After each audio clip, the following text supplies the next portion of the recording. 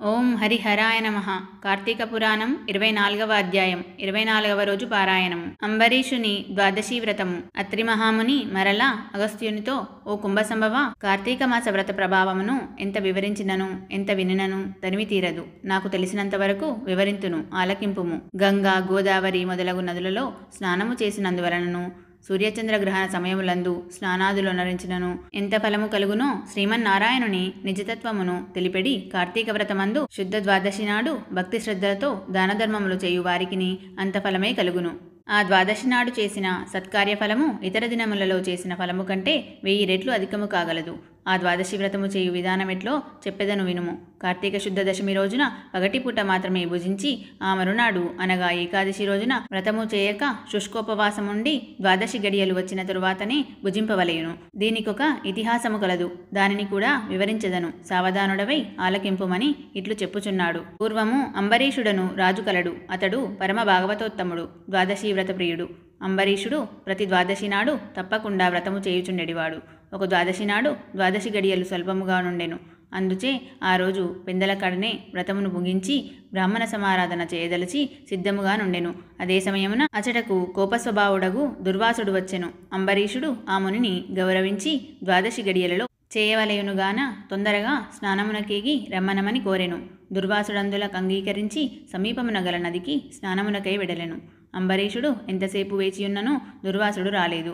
ద్వాదశి గడియలు దాటిపోవుచున్నవి. అందుచేత అంబరీషుడు తనలో తానిట్లనుకొనెను, ఇంటికొచ్చిన దుర్వాసుని భోజనమునకు రమ్మంటిని. ఆ ముని నదికి స్నానముకు వెళ్ళి ఇంతవరకు రాలేదు. బ్రాహ్మణున కాతిథ్యమిత్తునని మాట ఇచ్చి భోజనం పెట్టకపోవుట మహాపాపము. అది గృహస్థునకు ధర్మము గాదు. ఆయన వచ్చు వరకు ఆగితినా ద్వాదశి గడియలు దాటిపోవును, వ్రతభంగమగును. ఈ ముని మహాకోపస్వభావము కలవాడు. ఆయన రాకుండగా నేను భుజించిన నన్ను శపించును, నాకేమియూ తోచకున్నది. బ్రాహ్మణ భోజనం అతిక్రమించరాదు, ద్వాదశి గడియలు మించిపోకూడదు. గడియలు దాటిపోయిన పిదప భుజించిన ఎడల హరిభక్తిని వదిలిన వాడనగును. ఏకాదశి నాడున్న ఉపవాసము నిష్ఫలమగును. ద్వాదశి విడిచి భుజించిన భగవంతునకు, భోజనము చేసిన దుర్వాసునకు కోపము వచ్చును. అదియునుగాక ఈ నియమమును నేను అతిక్రమించిన ఎడల వెనుకటి జన్మమందు చేసిన పుణ్యములు నశించును, దానికి ప్రాయశ్చిత్తము లేదు అని ఆలోచించి బ్రాహ్మణ శాపమునకు భయము లేదు. ఆ భయమును శ్రీ మహావిష్ణువే పోగొట్టగలడు. కావున నేను ద్వాదశి గడియలలో భోజనము చేయుటయే ఉత్తమము.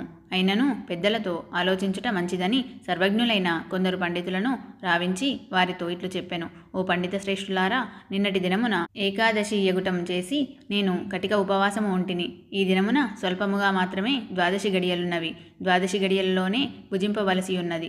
ఇంతలో నా ఇంటికి దుర్వాస మహాముని విచ్చేసిరి. ఆ మహామునిని నేను భోజనమునకు ఆహ్వానించి తిని. అందులకాయన అంగీకరించి నదికి స్నానార్థమై వెళ్ళి ఇంతవరకు రాకుండెను. ఇప్పుడు ద్వాదశి గడియలు దాటిపోవుచున్నవి.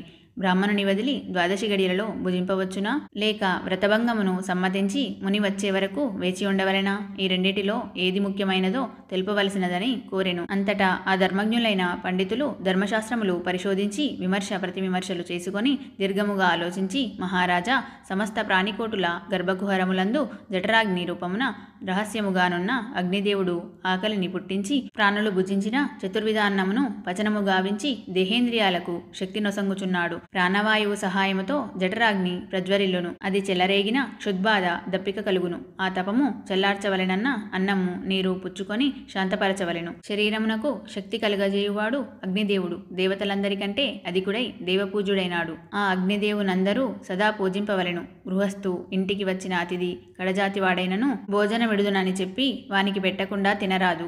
అందులోనూ వేదాంగ విద్యా విశారదుడును మహాతపశ్శాలియు సదాచార సంపన్నుడును అయిన దుర్వాస మహామునిని భోజనమునకు పిలిచి వానికి పెట్టకుండా తాను భుజించుట వలన మహాపాపము కలుగును. అందువలన ఆయుక్షీణము కలుగును. దుర్వాసునంతటి వానిని అవమానమునరించిన పాపము సంప్రాప్తమగును అని విశదపరిచిరి.